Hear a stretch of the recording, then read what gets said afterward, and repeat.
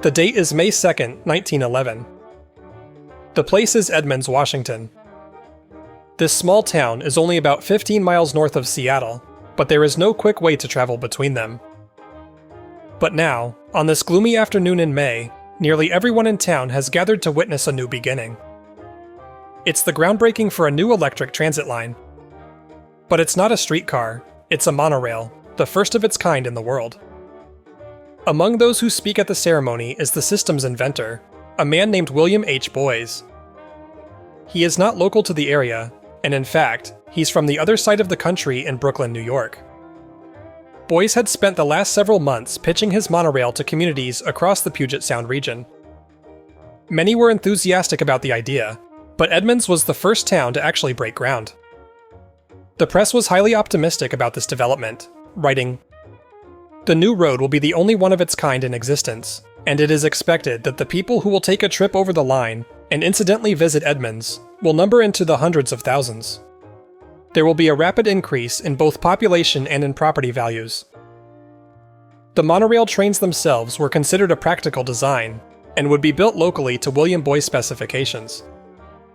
Timber for the track's construction was sourced locally, and steel and other materials would soon be shipped in from the East Coast. With everything underway, Boyes headed back to New York. No one knew it at the time, but he would never return to the state of Washington. Critically, the construction materials never arrived either, and much of the money for the project disappeared with the man himself. On its face, this seems like a classic scam. A con man arrives into town, excites people with big promises, takes their money, and disappears. But if we dig deeper, we'll find this story has a little more nuance.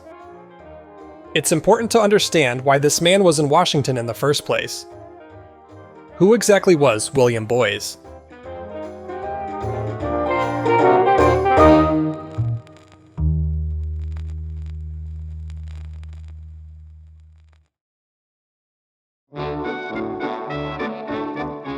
The date is September 28, 1899.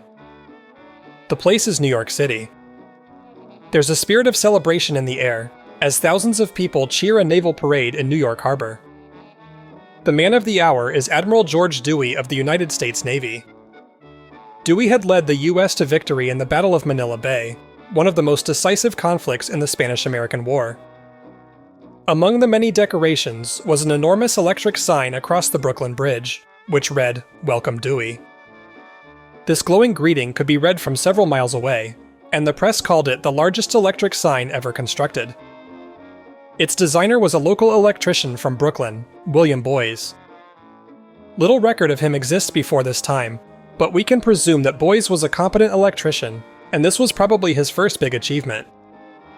Boyes was a self-described inventor, and had a special interest in tackling problems of transportation. Less than a year after the Dewey sign was built, he filed a patent for a monorail system. Other designs for monorails had been proposed and tested for decades, but most of them had been suspended from overhead structures. Boyes was an early adopter of the opposite approach, where the train sat on top of a narrow beam instead. While Boyes filed the patent in 1900, it would ultimately take several years for it to be approved. In the meantime, his focus shifted back to the Brooklyn Bridge. This was a vital link for the city, but it was also a terrible bottleneck. Trolley cars that used the bridge were packed with commuters, and there was widespread debate about how to deal with the overcrowding. In 1905, Boyes proposed a solution. As he wrote in a letter to the Brooklyn Times, "The only solution to the bridge crush is to greatly increase the carrying capacity per lineal car foot per hour. That is, increase the carrying capacity of each car. My plan is to introduce double-decked cars, which have been designed for this particular purpose." While Boyes promoted this idea for a couple years, it never gained any traction. In the meantime, he pursued a similar project with some of his friends in the Independence League of New York. This was a small, short-lived political party created by the controversial newspaper magnate William Randolph Hearst. The full story of this is beyond our scope here, but essentially, Boyes was an active member of the local chapter. In 1906, he brought them a plan to build an electric streetcar line from the Brooklyn Bridge to Coney Island. This would be constructed and managed by the Independence League itself. Their goal was to give people a cheaper alternative to the transit lines being run by private corporations. However, this plan never materialized, apparently from a lack of investors. But in late 1907, Boy's monorail patent was finally approved, and his attention quickly shifted back to this idea.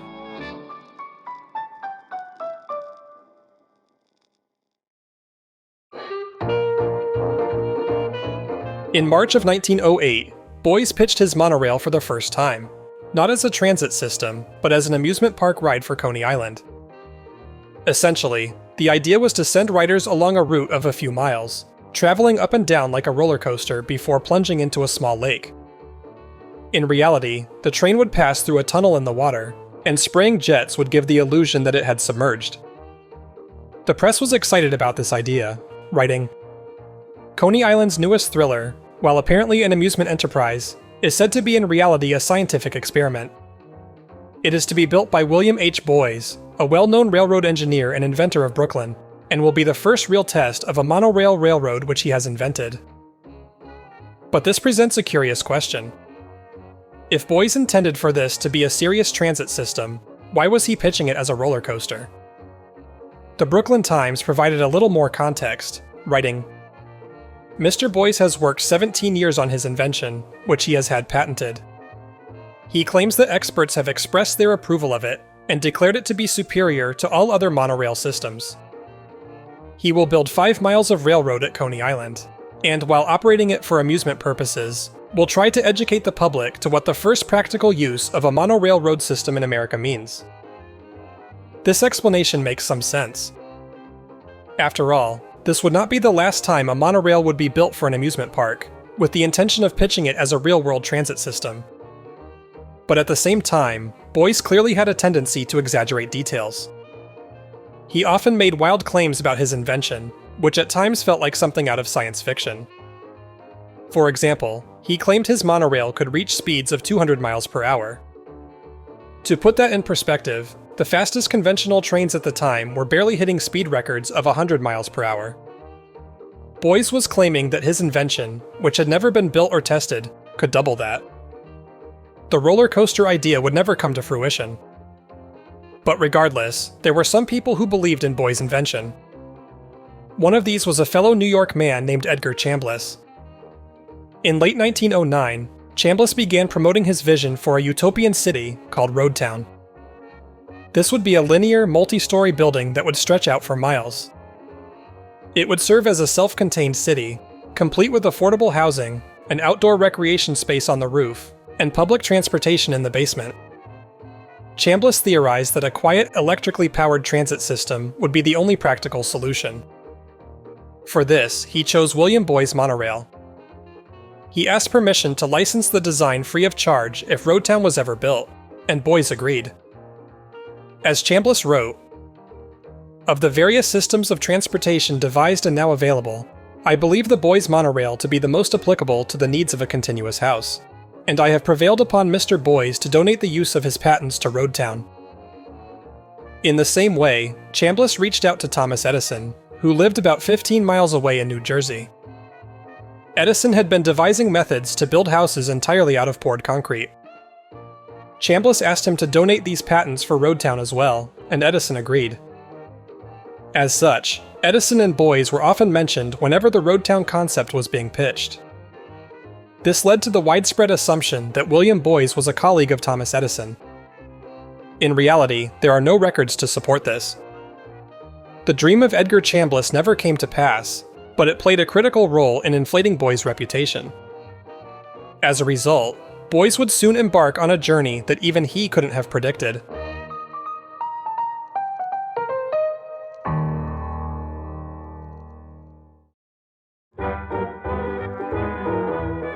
In April of 1910, William Boys was approached by investors who were visiting from out west.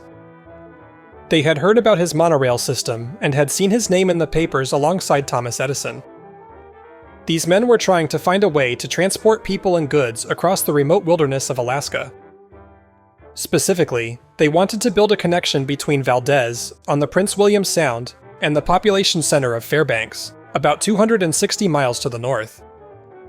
Railroads in Alaska were few and far between, and building one on this kind of scale would be prohibitively expensive. But Boyce had claimed that his monorail could be built at a fraction of the cost, so it was hoped that his system could make this project feasible. Many of the investors were based in Seattle and Spokane, Washington. Boyce soon traveled out to Seattle to meet with them and discuss their plans further. Shortly after, he and the investors boarded a steamship and traveled up to Valdez, where they scoped out the project on site. No further details about this project are known, so it seems the plans fizzled out shortly after. Regardless, the investors were still interested in working with Boyce, so they asked him to build a full-scale prototype in Seattle instead. Within a few months, in October of 1910, Boyce constructed a short demonstration track and a full monorail train. The purpose of this was to prove the design's feasibility and ease the concerns of any skeptics. With his full-scale prototype built, Boyce could now begin pitching his monorail across the region. Anyone who wanted proof of his design was welcome to come visit the workshop and see it for themselves. The test track was built in the tide flats of Smith's Cove, about 3 miles outside of downtown Seattle. Over the next few months, Boyce gave pitch presentations all across northwestern Washington. Local businessmen and investors jumped on the idea, forming their own companies to license Boyce's design. By the spring of 1911, several different monorail lines were being planned out across the region. The exact routes were never publicized, but we can make a pretty good estimate based on the information reported at the time. As we already know, a line was proposed to run north from Seattle, stretching about 15 miles up to Edmonds. If all went well, the line would be extended another 15 miles up to Everett.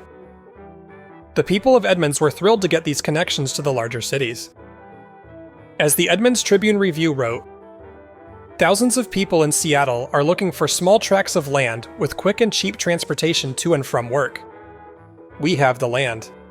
The location is ideal for homes or small ranches, and the monorail road will give the transportation desired. The building of the road will be the making of Edmonds." Likewise, a separate line was planned to run south from Seattle. This would span about 40 miles, running to the city of Tacoma. While work hadn't started on this one quite yet, it was at least partially funded, and was very close to starting construction. Another line was proposed for a much less populated area, the north end of the Olympic Peninsula. This would run about 55 miles, serving the small towns of Port Townsend, Irondale, and Port Angeles. Opinions in this area were mixed, with some residents wanting to get moving on this quickly, while others were skeptical about the unproven technology. Ultimately, they decided to wait and see how things played out in the other cities before moving forward. On the other side of Puget Sound, a line was proposed to run about 20 miles between the towns of La Conner, Mount Vernon, Burlington, and Sedro-Woolley. Similar to the Tacoma line, construction on this one was set to begin very shortly. Overlapping with this slightly, another line was planned to run north out of Mount Vernon. This would extend about 30 miles, connecting it with the much larger city of Bellingham. While this was one of the first lines to be announced, it's unclear how far along these plans got. Another line would extend northward from Bellingham, running about 20 miles to the small towns of Ferndale and Linden. The community of Linden was one of the most vocal supporters of the Boyce monorail. As the Linden Tribune wrote, "Linden, being in the heart of one of the richest agricultural districts of the world, appreciates the close association of cheap, efficient, and rapid transportation with the value of land. The principles of Mr. Boyce's invention indicate its feasibility in sections of the country where the present type of railroad could not operate profitably. By now you've probably noticed a pattern. Most of these projects were sold to small rural towns that desperately wanted to be connected with the larger cities. Many of these towns were underserved or completely disconnected from any railroads or streetcar lines.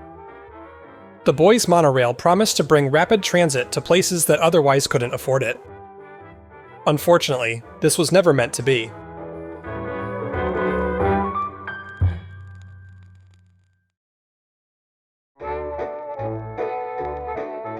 As construction began on the Edmonds line in May of 1911, Boyce concluded his tour across the region, packed his bags and returned to New York. Work progressed nicely at first, and it was hoped that the line would be up and running by the 4th of July. However, as construction materials from the East Coast never arrived, investors started to grow suspicious. Several different companies had been formed across Northwest Washington, each planning to build the individual transit lines. Boyes was the majority stockholder in these companies, and it was getting harder to contact him as time went on. By October, lawsuits were being filed, with stockholders demanding that Boyes open the financial books for inspection.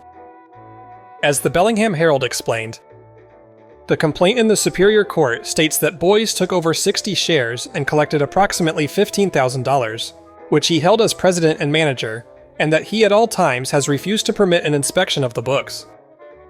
He is said to have been a lavish spender and to have made trips east on the company's money. The most vocal group was the one financing the Tacoma line. Construction had nearly started on this project as well, but Boyes disappeared before that could happen. As attorney Oscar Willett told the press, the stockholders became suspicious that something was wrong when Boyes failed to begin the construction of the road after the many successful demonstrations of the practicability of his invention. Then, within the last few days, he has eluded those having anything to do with the company. We thought it was time to act, as my clients have faith in the monorail and would like to proceed with the enterprise as originally mapped out. From this point onward, little press coverage was given to the issue. One by one, the corporations were all dissolved, and there is no evidence that Boyes ever paid back the money. In fact, it would be almost 2 decades before he would emerge into the spotlight once again. In 1928, Boyes reappeared in New York. This time he was proposing an entirely new invention, an airship of absurd proportions. Boyes proclaimed that it could accommodate up to 1,000 people and 140 tons of cargo. To put that in perspective, one of the largest airships ever built was the famous Hindenburg, which was constructed several years later. Boyes was proposing an airship with more than 10 times its capacity. What's more, he claimed that his ship had advanced maneuvering, which would allow it to stay motionless in any winds or weather conditions. To put it simply, this was pure fiction. While he promoted the idea over the next couple of years, it never attracted any investors. Given this overview of Boyes' career, it feels a little reductive to simply write him off as a con man. He clearly had a deep personal interest in electrical and mechanical design, and had multiple patents to his name.